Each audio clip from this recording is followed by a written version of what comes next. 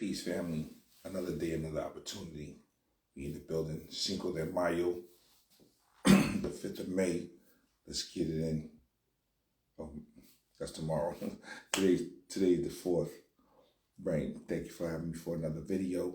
And what I want to talk about today is I see a lot of rules that people try to debunk, right? So it's like getting up early, being consistent. Oh, they'll be like, oh, Elon Musk did this and he doesn't do that. And Jeff Bezos did this. And what a lot of times what we try to do is we try to excuse the fundamentals because they see some people who don't do the fundamentals and they want to have the shortcut. But that's extraordinary talent. That's genius-like level, right? That's the exception, not the rule. And it's like the lotto ticket, right? You can just bank on like, you know what? John hit the lotto for $1 billion. He played it for 8 days and he hit the lotto. I'm going to play the lotto, right?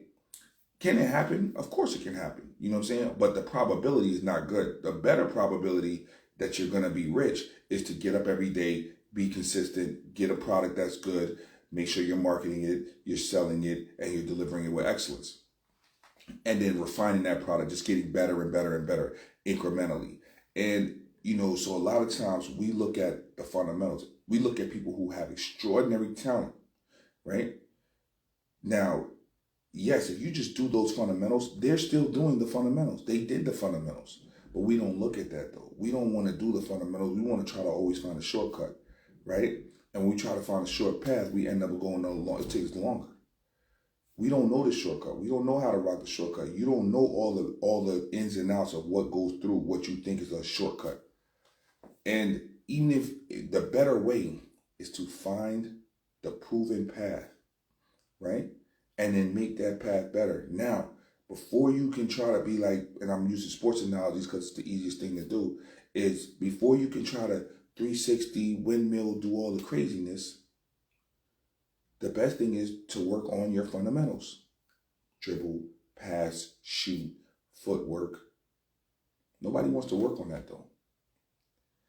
Nobody wants to work on their sales. It's hard because you got to talk, because you got to do sales practice, right? To practice your sales pitch, to go through 20 sales calls, 100 sales calls, right? That's very difficult. That's difficult to go through 100 sales calls, right? To continuously have sales calls.